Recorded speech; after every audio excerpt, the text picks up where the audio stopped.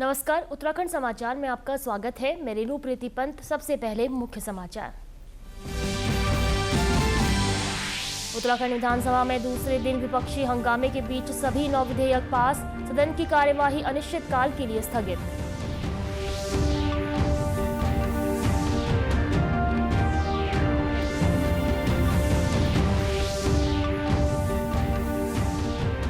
देहरादून समेत 7 जिलों के लिए मौसम विभाग ने जारी किया भारी बारिश का अलर्ट।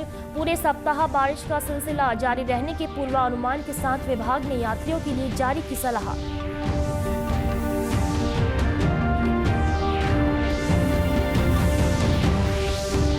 और राष्ट्रीय खेल दिवस के उपलक्ष्य में राजधानी देहरादून में आरंभ हुई विभिन्न खेल प्रतियोगिताएं।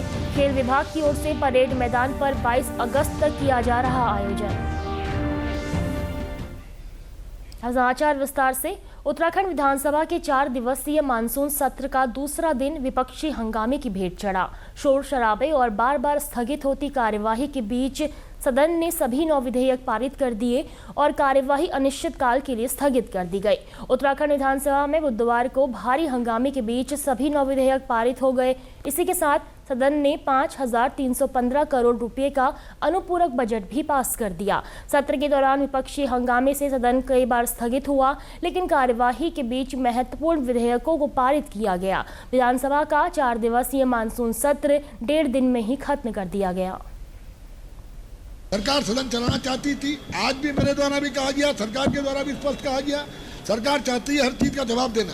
सरकार हर सवाल का जवाब देने को तैयार है, लेकिन विपक्ष के लोग केवल एक ऐसी घटना को लेकर, क्योंकि उनकी मंशा थी कि सदन नहीं चलने देना है, और आज जब सदन में जब विधायी कार्य हुए तो विधायी कार्यों को सरकार को सदन के पट पे लाकर पास कराना सरकार की प्राथमिकता होती है, लेकिन विपक्ष का काम होता है विधायी कार्यों में चर्चा करके वो कार्य राज्य हित में है, जनहित में है या नहीं है, अपनी भूमिका को निभाने का।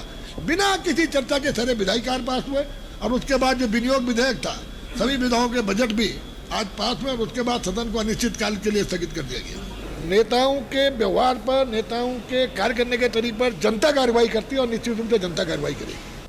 इस दौरान सदन में उत्तराखंड अल्पसंख्यक विधेयक पास किया गया, जिसके बाद सभी अल्पसंख्यक समुदायों के लिए एक प्राधिकरण गठित होगा। इस प्राधिकरण से मदरसों को भी मान्यता मिलने का रास्ता साफ हो गया है।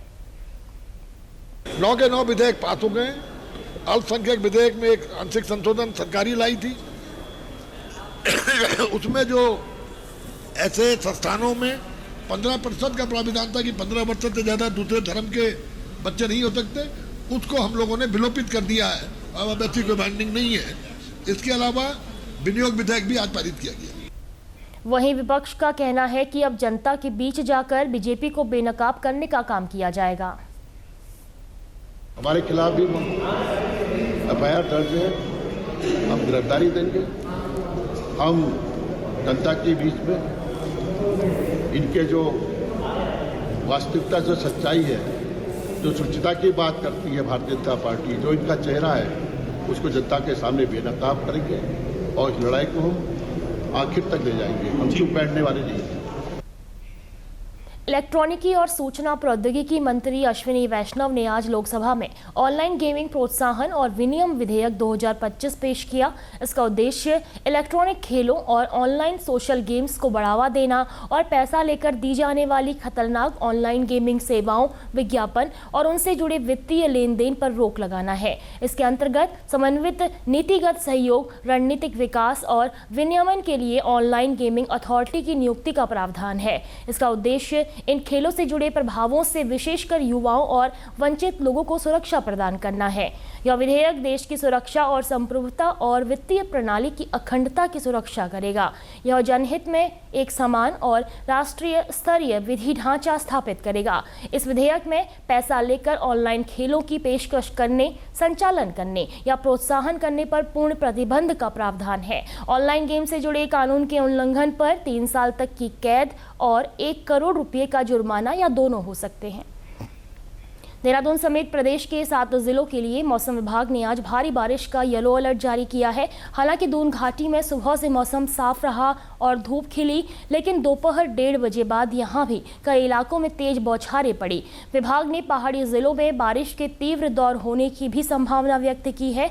देहरादून स्थित मौसम विज्ञान केंद्र के निदेशक डॉक्टर CS तोमर के मुताबिक देहरादून के साथ ही उत्तरकाशी, रुद्रप्रयाग, चमोली, बागेश्वर, नैनीताल व पिथौरागढ़ जिले में कहीं कहीं भारी बारिश संभव है। जो हमारा फोरकास्ट है वो हम अभी हल्के से मध्यम दर्जे की वर्षा इसी पूरी सप्ताह में भी अनेक स्थान से अधिकांश स्थानों पर उम्मीद कर रहे हैं। उसमें अभी डे 2 डे 3 में हम जैसे 21 और 22 तारीख में तो हम कुमाऊं जिले में ज़्यादा उम्मीद कर रहे हैं, उधर अधिकांश स्थानों पे बारिश होगी। और उसके बाद 23 तारीख से 25 तारीख के बीच में हम अधिकांश पूरे राज्य में ही अधिकांश स्थानों पर बारिश ज़्यादा उम्मीद कर रहे हैं। जबकि 26 तारीख को फिर थोड़ा सा इंटेंसिटी डिस्ट्रीब्यूशन थोड़ा सा कम हो जाएगा। जहाँ तक चेतावनी का अनुमान है उसमें हमारा अनुमान 23 और 24 तारीख में है, जिसमें कि हम पिथौरागढ़, बागेश्वर, देहरादून जिले में उम्मीद करें भारी से अति भारी वर्षा की 23 तारीख को और 24 तारीख को इसमें इन जिलों के साथ साथ में टिहरी में भी उम्मीद कर रहे हैं, इसमें भारी वर्षा होने का अनुमान है। मौसम विभाग के निदेशक का कहना है कि उत्तराखंड में बारिश की संभावना इस पूरे हफ्ते बनी हुई है, इसलिए यात्रियों को चाहिए कि वे मौसम देखकर ही यात्रा पर निकलें। जहाँ पे अभी हमने येलो अलर्ट भी जारी करा हुआ है पूरे सप्ताह के लिए, और जहाँ पे भारी से अति भारी वर्षा का अनुमान है वहाँ पे तो भूस्खलन का और चट्टाने गिरने का अंदेशा बना रहता है। तो और इसके साथ साथ आकाशीय बिजली गिरने का भी खतरा बना रहेगा इस सप्ताह में भी। और तो ऐसे जो यात्रा पे लोग जा रहे हैं, जो निचले इलाकों में रह रहे हैं, जो उनको ये सब सावधानी बरतनी चाहिए। और अपडेट जो हम लोग इशू करते रहते हैं, हम हर 3 घंटे में भी अपडेट करते हैं और 24 घंटे में भी करते हैं, वो अपडेट लेते रहना चाहिए। राष्ट्रीय खेल दिवस के उपलक्ष्य में खेल विभाग की ओर से राजधानी देहरादून में आज से विभिन्न खेल प्रतियोगिताओं की शुरुआत हो गई है। प्रभारी जिला क्रीडा अधिकारी रविंद्र भंडारी ने बताया कि परेड ग्राउंड स्थित न्यू मल्टीपर्पज हॉल में 22 अगस्त तक अंडर 13 व अंडर 19 बालक वर्ग की प्रतियोगिताएं आयोजित होंगी। इसके अलावा 27 अगस्त को परेड ग्राउंड में अंडर 17 बालक व बालिका वर्ग की बैडमिंटन और खो खो प्रतियोगिताएं कराई जाएंगी। इसके साथ ही 29 अगस्त से new multipurpose hall parade ground में अंडर 17 अनुसूचित जनजाति बालक और बालिकाओं की कबड्डी प्रतियोगिता का आयोजन होगा। प्रभारी जिला क्रीडा अधिकारी रविंद्र भंडारी का कहना है कि इन प्रतियोगिताओं के माध्यम से युवाओं को खेलों के प्रति प्रोत्साहित करने के साथ ही प्रतिभाओं को निखारने का अवसर मिलेगा। मेजर ध्यानचंद जी के जन्मदिन के उपलक्ष्य में 29 अगस्त से हम लोग 5 कैटेगरी में खेलों में हम ये प्रतियोगिताएं करवा रहे हैं जनपद स्तरीय। इसमें आपका बैडमिंटन हमारा आज से स्टार्ट हो चुका है, 20 से लेकर 22 तारीख तक ये चलेंगी।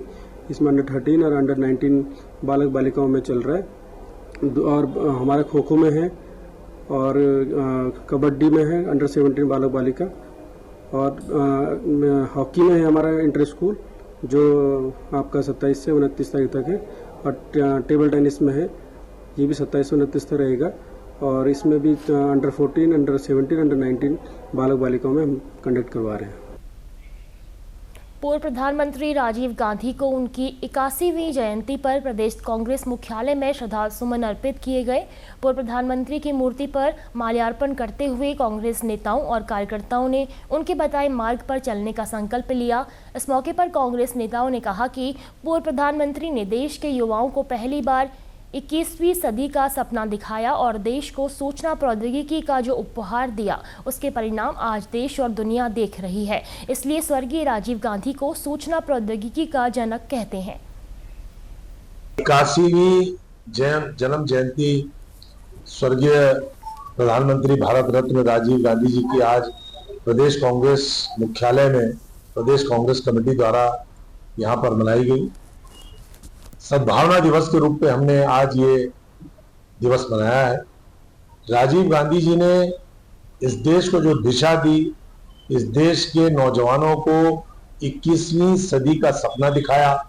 देश में सूचना प्रौद्योगिकी की क्रांति से लेकर के 18 साल के नौजवान को वोट का अधिकार, और देश की नीति रीति में, देश के राजकाज में जो महिलाओं को भागीदारी दी आरक्षण देकर के पंचायतों में, निकायों में, वो ऐतिहासिक काम उनके हमेशा भारत की जनता याद रखेगी।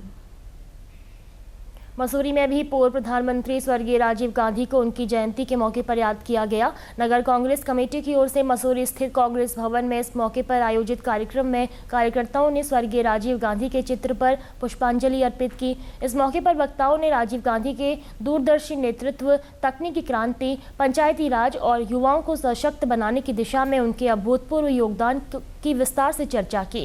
श्रद्धांजलि सभा के पश्चात मसूरी महिला कांग्रेस की ओर से सद्भावना रैली निकाली गई, जो मलिंगार चौक से शुरू होकर गांधी चौक तक गई। इसी के साथ अभी तक के समाचार समाप्त हुए। दूरदर्शन समाचारों से जुड़े रहें। मिलते हैं फिर शाम 6:30 बजे की बुलेटिन में। नमस्कार।